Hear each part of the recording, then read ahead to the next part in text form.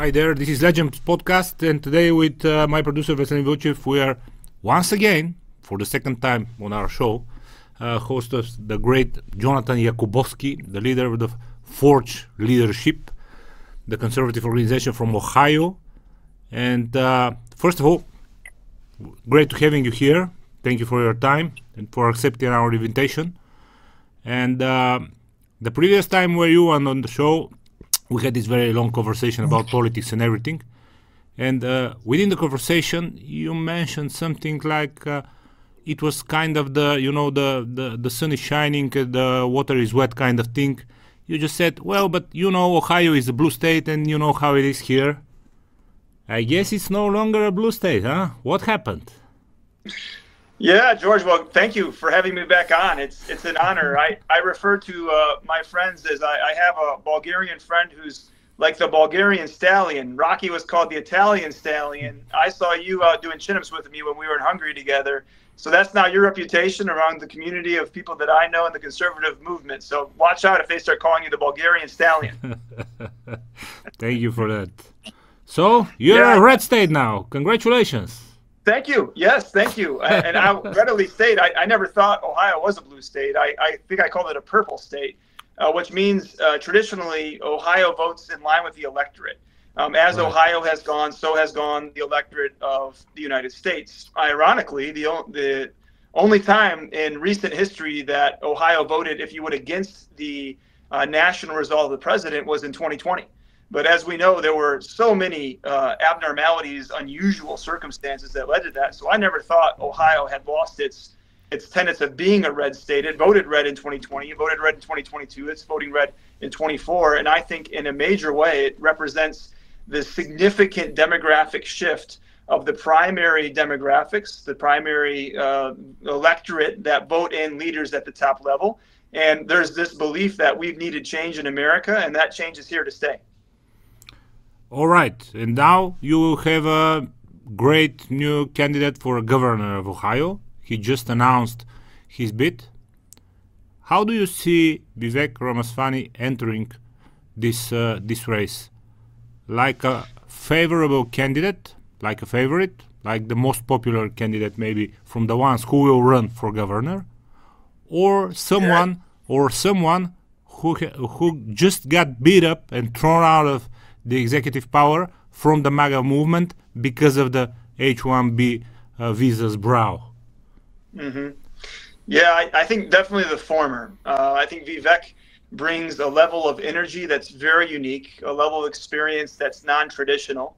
If any of our most recent political history demonstrates, is that the people are really looking for non-traditional politicians, people that have been engaged in the private sector, have generated wealth, have new and fresh ideas, and have courage to back those ideas, which is certainly embodied through Trump's administration, the cabinet he's brought together.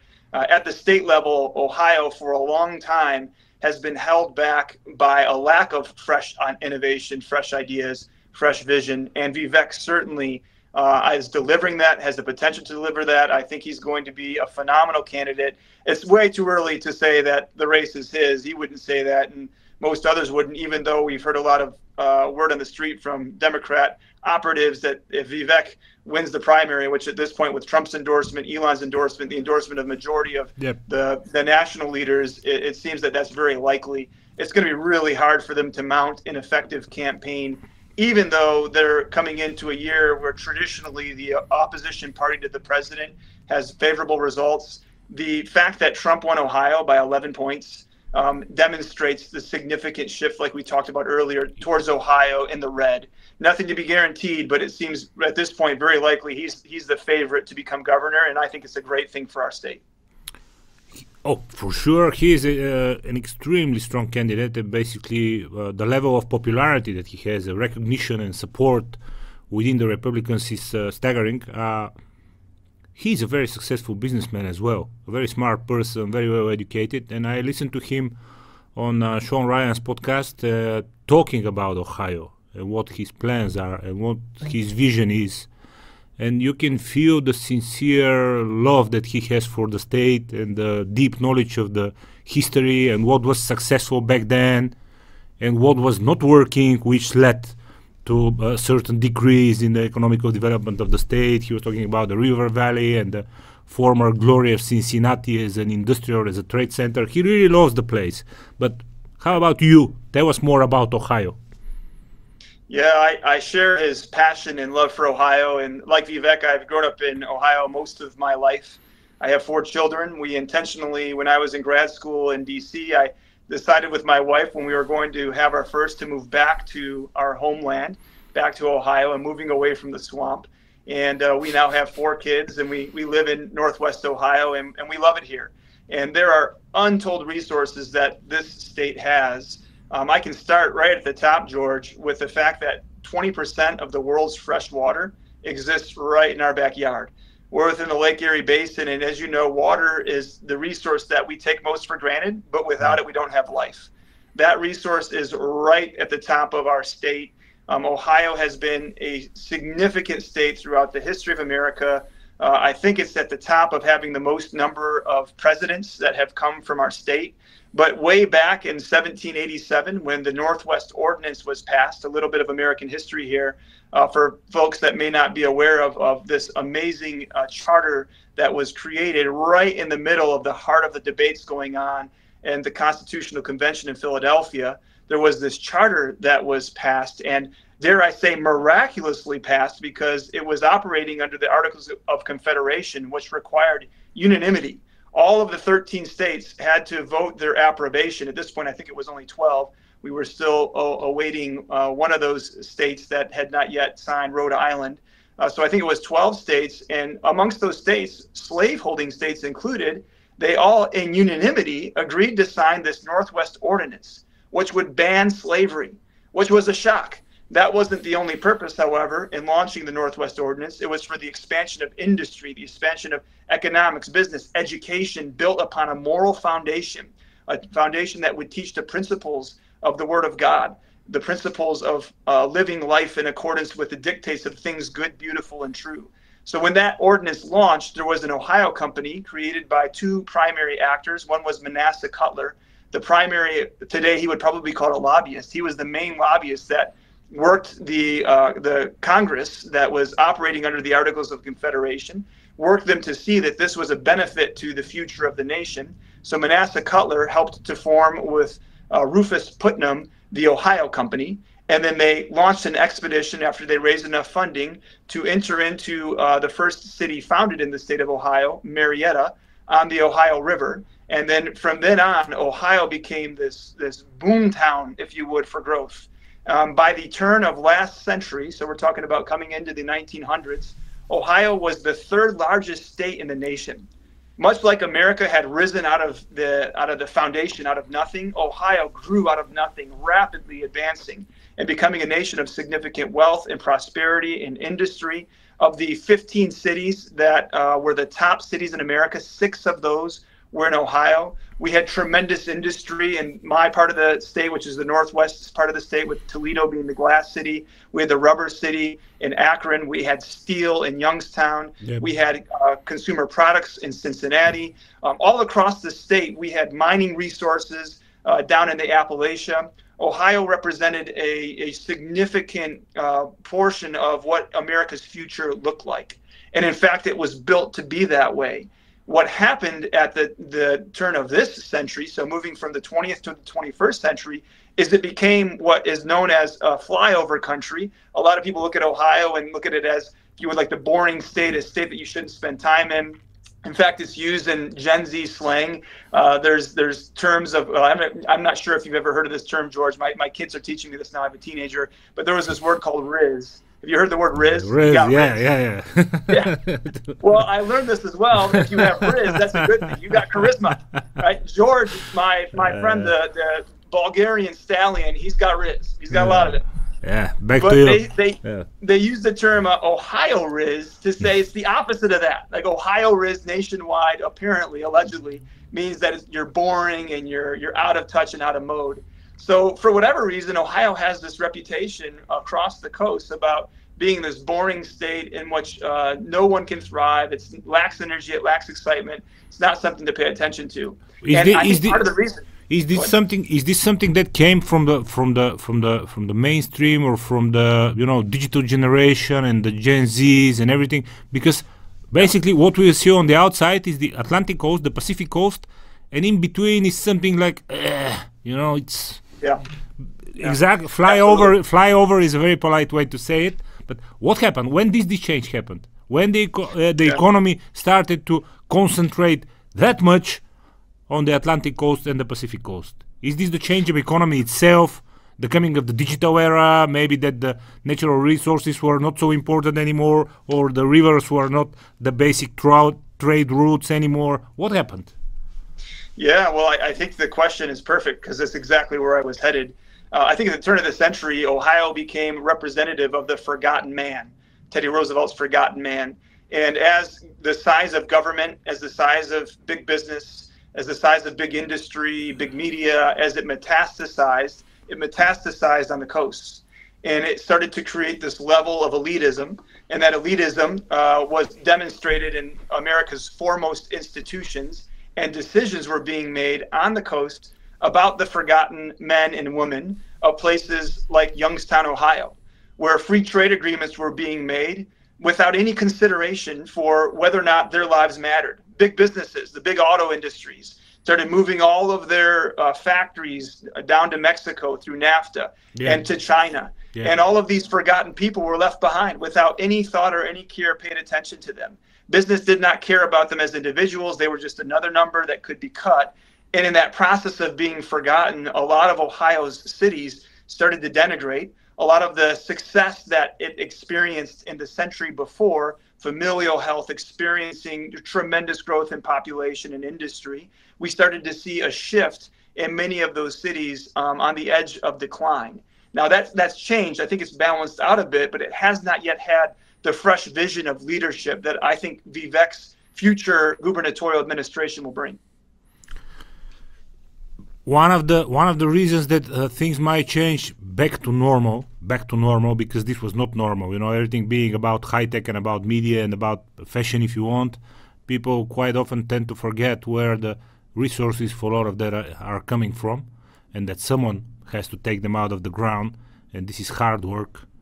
And this is unpopular. It doesn't have the risk. It's not charismatic to work in a mine, but someone has to do it in order for us to have all these wonderful gadgets around us. So basically the America First policy and focusing back to America and how you should find your own resources and how you should establish your own manufacturing is bringing back the conversation about the so-called middle states, which will be very positive for you. Vivek is talking about working on creating a technology centers, bringing back the industry to Cincinnati and everything. Do you have the workforce? Are people still living in Ohio? Because the migration, basically on a political level, this is what you are trying to fight against with the forced leadership, to create young leaders and to support young leaders who then stay in Ohio and work for Ohio and be in service of the people of Ohio. But how is this working on all the other levels? Do you have the workforce to meet the demands of the industry if someone like Vivek and you and other political leaders succeed to attract those investments into Ohio? Yeah, that's a wonderful question, George. So Ohio, population-wise, I believe we're the 11th largest state in the union. And while there had been a population decline, especially post-NAFTA, that has started to balance out a little bit, and we're flattened out. So it's really much hanging in the balance. It's very much hanging in the balance, and it really depends in large part upon the institutions in our state, the leadership in our state, certainly at the political level, but also at the community level, in our churches, in our businesses, in our communities, to revive a recognition of the vision of building a family, a recognition that purpose in life, things good, beautiful, and true, come from the way and the right ordering of how God made us. A well-ordered soul will make well-ordered decisions with the priorities they have of life. And going to live in some isolated tower in some city by yourself, living off of a Tinder app and destroying your soul is not a way to find human flourishing in your future. I think Ohio has a story to tell because of the nature of our communities if our institutions can get it right, which is why I love Vivek's message. I think his message brings a level of vibrancy and energy into our state that's unprecedented in recent political history up until the Trump campaign of 2016. I think when Trump came to 2016, he was speaking to that forgotten man and that forgotten woman. And George, when I was with you in Hungary, I kind of heard this resonance. And I think what's been happening, especially in Central Europe, is synonymous with what we see in Ohio, in that the Central European states were largely forgotten as the EU power metastasized. As they focused on Paris, France, and London and the big cities all across Europe, it was the forgotten leaders in Central Europe who really represented values that I think give the greatest hope for the future, for human flourishing, for population boom. So I think we're aligned in that, at least in some way. And maybe same goes to you, helped us preserve our normality, not become a part of this crazy, woke, progressive, advanced political movement, which is basically destroying countries in real time. Maybe the fact that we just stayed somewhere behind and out of the main events somehow helped us preserve our normality and let us live to our foundations and let us remember who we are and stay who we are. Stay who we are is basically our, I think, main achievement through this last crazy decade specifically. Vivek's message is absolutely strong. I totally agree with you. I became enthusiastic about Ohio by just listening to him speaking. You are certainly giving a good example with your 4 children. But let's say one day they graduate college, they graduate university. I'm sure they will with a father like this. And then they come to you and said, okay, you are telling me to stay here, but the areas with the highest level of income per capita are either around the Bay in California, around the Silicon Valley, or the areas around DC. I will get the most money after everything I've learned and everything I've studied. I will get the higher pay if I go to California or somewhere around DC. Why stay in Ohio, father? Thank you, George. I got work to do. I got about 10 years in the process here before they come to those decisions. So you have time for this conversation. Eh? You have time to prepare yourself with strong arguments. I do. But I come equipped today. Even if I were talking to a 24-year-old today, I can give them the arguments as to why they should stay like we do at Forge. And I think what's going to help a lot is the decreasing of the size and power of the federal government, because resource allocation has gone to the largest entities, the military industrial complex, the big business and their tax write-offs. I think what you're going to see as federalism becomes strong, like it was at the beginnings of the American Republic, and federalism is simply the devolution of power down to the most local level, subsidiarism. One thing I'll note on tied to this, part of my message is really tied with Alexis de Tocqueville's 1831 classic, Democracy in America, when he did an analysis as to what made America so successful when only 50 years prior to him writing the book, it was nothing, right? It was just all these colonies subjugated to a much larger power. What was it that led to its prosperity? And his answer was not in its commodious harbors or its great shores or its wonderful edifices or its buildings. It was in the local communities where the pulpits were flamed with fire, leaders teaching morality at the deepest level, building strong families and communities who cared about the pothole on their street and cared about their local community more than they did about some faraway, vast place of a capital like Washington, D.C., or in his nation, that of Paris. So I say that to say, I think as Doge has its effect, as it works efficaciously through our system and demonstrates to the American people why this administration has a mandate to change the largesse of what our federal government has spent, and just every day shocked by the amount of money and the amount of things the money was spent on that have nothing to do with the American taxpayer. This American first philosophy is also going to be an Ohio first philosophy, because it's going to devolve power back to states to give us a chance to not have to fight against imbalanced scales. With balanced scales, I think Ohio is going to be a different state in 10 years than it is today. And I do believe that our message of strong families, strong communities, strong industries, we are located perfectly. We're right at the heart of America. Ohio is called the heart of it all. If you look at the map, it's kind of right where the heart would be, and it's ironically shaped like a heart. So it's at the heart of it all. And if you have to ship goods across to either coast, you got to find a place like Ohio. In fact, George, I live in the county, in Wood County, that is, I call it the heart of it all, because the two intersections that come from the top of Michigan down to Florida, I-75, and then from New York, the coast of New York, all the way over to California, I-80 and I-90, they cross through my county. Yeah. So right at the intersection of the heart of the state, you couldn't have a better location for being able to ship goods. As a business, we benefit from this, to either coast without significant cost and quick access.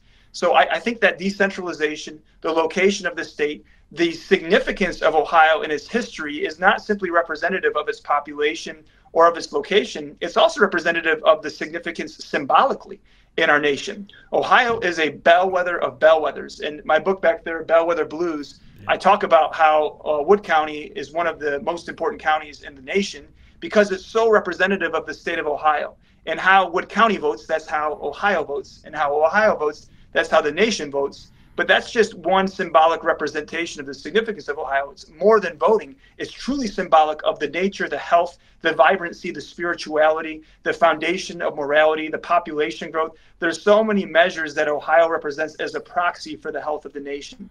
And I believe that the future is very bright, but we've got a lot of work to do. I'm pretty convinced that you know how to do it. And by the way, I strongly believe that you in your future as a center of industry and trade, transportation. It's normal, given where your location is and how you are located within the United States of America. Let's get back to DC. Let's get back to DC. The 5 counties with the highest income per capita in the city are the counties surrounding DC, you know, Georgetown and so on and so on. Do you think, basically nothing is produced there, everyone should know that, those are just parasites, pardon my French, living from the movement of funds between the government and the big private companies.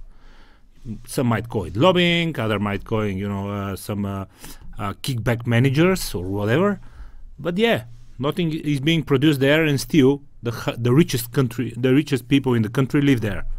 Do you think that there is a chance for this to change within this next 4 years, or it will take more time, but now you can build the foundation of getting the power back to the states and getting rid of this parasite society, which is basically living off your taxes?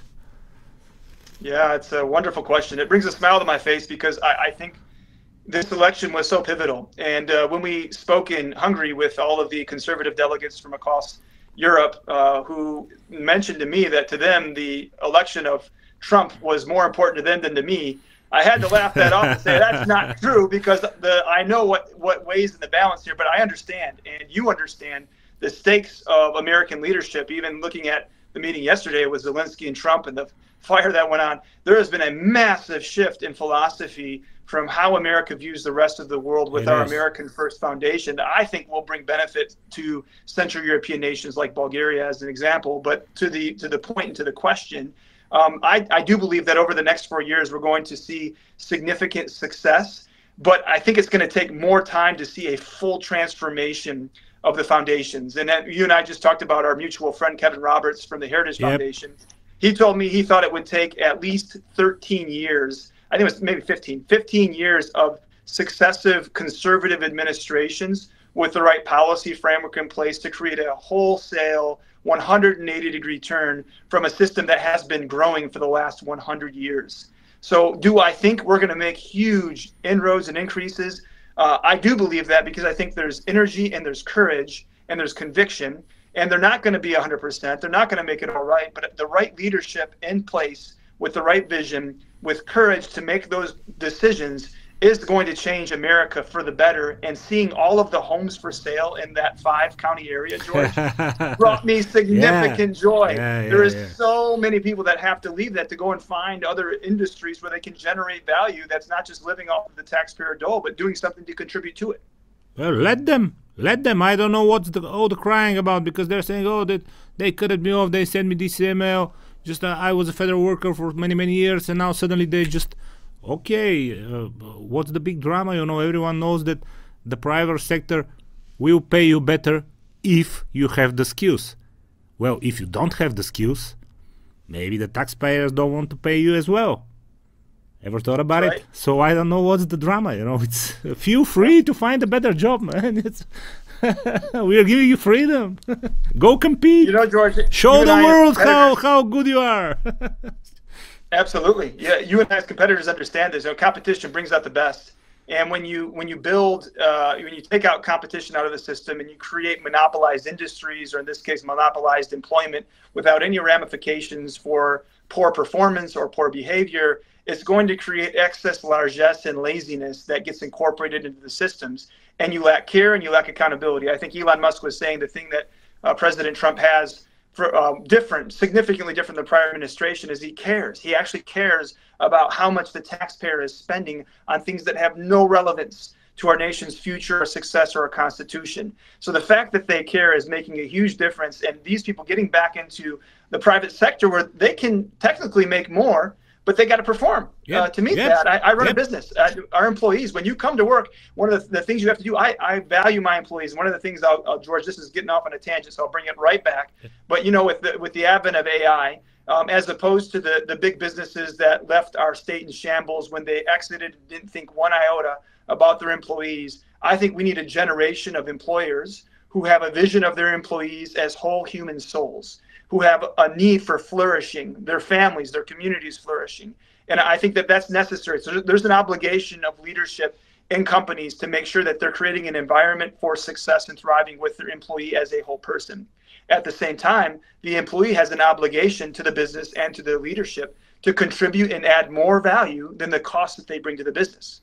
If that's not the case, the business can't exist. Sustainability depends upon that mutual partnership, that mutual vision, where the leadership cares about the employees care about the leadership and the vision, and they both work together for a rising and more prosperous entity, which ultimately leads to success. And if you have a vision of people that are entitled, that are lazy, that feel like they don't have to do anything, that they can stay there forever and live off of all of the benefits that exist and the pensions that follow, that's just going to breed ineptitude, it's going to breed corruption, it's going to breed laziness. I think it already did, because basically, okay, there's no argument that Elon is unorthodox and super energetic, and from time to time makes these moves, which are not normal for politics. They are absolutely normal for private business. But people say, "Oh, we don't do that in politics. So this is not normal for the state administration." Why? Why it's not normal to ask someone, "What did you do the past weeks? Please send me a short email just explaining me what did you do the past week. What did you do? What were you working on? What are the tasks that you handle?" And they're saying, "Oh, why is he asking me that?" This is the simplest question. I'm sure you have your answer. I have mine. I can tell you what I did last week. It's not a secret. I'm not offended if you ask me, because I can easily tell you I did this and that and that. Veselin as well, my producer, and everyone has the answer. But not these people. They became instantly offended by just someone asking them, "What are you doing?" And one more thing, which you might find interesting. We talked a lot with Kerry Lake on CPAC in DC regarding the European media and everything, because she is waiting for her appointment officially as a chief of the VOA and the Radio Free Europe. And we talked a lot about the European media and everything. And immediately after she gave an interview about the media, then she said in the interview, "But look at the federal buildings in DC, they're all empty. Nobody is showing up to work." And listening to the interview, on the next day, walking around DC, I started to look into the federal buildings. And let me tell you something, they are all empty. Mm-hmm. That's right. So there's your bureaucracy working for you with your tax dollars. Just staying home and getting offended from a simple email asking what did you did last week. Yes, sir. It's I think, George, it's emblematic of a failed vision of big government. And I think I can understand the theorists, during the post-World War II, the post-World War II consensus with a vision of big government and almost like a socialism style where you increase the size of government and you create these technocrats who are able to make the big complicated decisions so that the rest of us can live off of their knowledge. Before it was tested as much as it's been tested since, we have no excuse today to point to a system that empowers people at a much higher level with all of these powers and special abilities to make decisions for the rest of us that live in society and civilization, with things like accountability, things like transparency.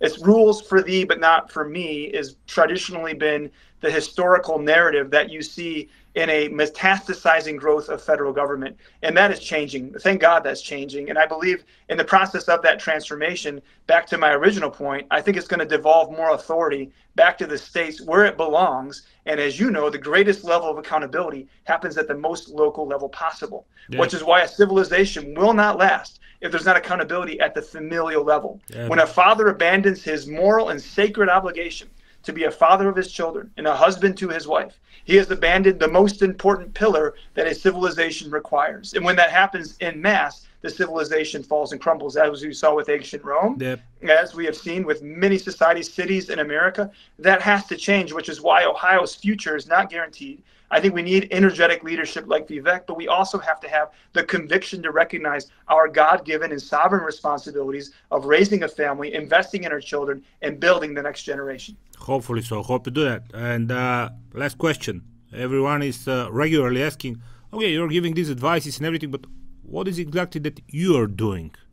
How exactly are you contributing to the economy of Ohio and to the local businesses and everything? So what are you doing, Mr. Jakubowski? Please tell us more about your company and your products. Yes, my friend George, I appreciate you being the Elon Musk of my life here. You're asking me now what are my did you do last week? Yeah.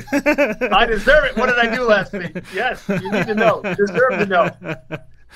I'm the CEO of a packaging technology company that was a startup as of 2016 that's now scaling. We've had some pretty amazing patented innovations coming to life, and literally last week, you guys are going to be the first public audience to see this. I can't give any details yet because it's going to be fully launched in 2026, but we're going to have the world's first 100% bio-based, recyclable, home compostable, marine biodegradable. You can put it down the sink of your drain. You could flush it down the toilet.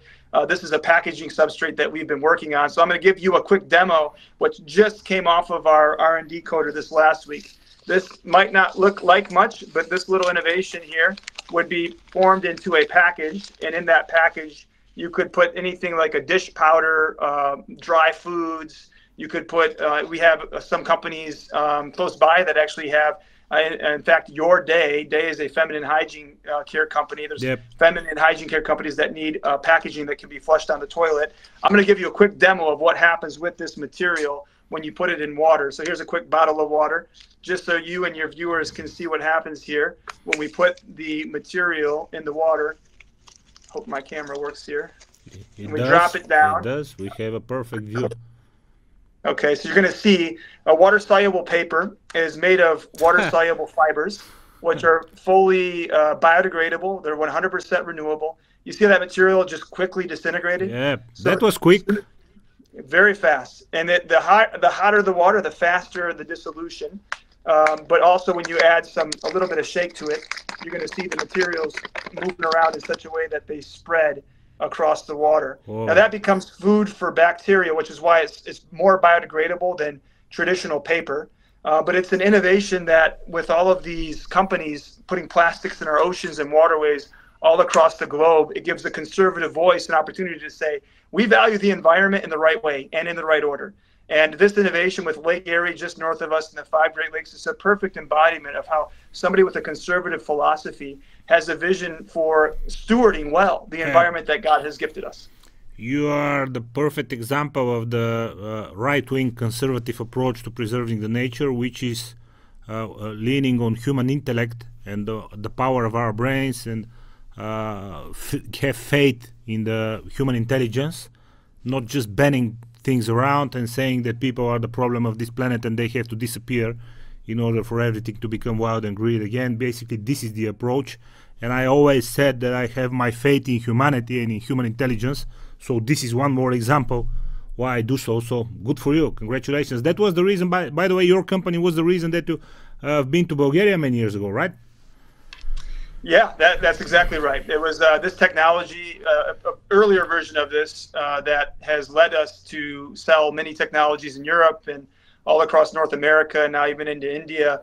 The company is growing, but this innovation specifically is going to be compliant with 2027 California, Washington, Oregon regulations, and European regulations, which are coming into effect in 2030 on recyclability. It's one of the only ones in the world. It is the only one in the world that has these unique characteristics, but one of the only ones that also fully complies with those regulations. Good for you. So I hope next time you come to negotiate the new markets for your products in Bulgaria, you'll be guest out in our studio live. That will be the third or the fourth time, whatever. Hope it will be sooner than later, rather. So once again, thank you for your time. All the best to you, your great family, your company, your state, hopefully with a new governor, which will bring you to the next level and you start to getting back to your glory days. So all the best. Once again, thank you for your time and hope to see you soon. Thank you, George. God bless you and your viewers.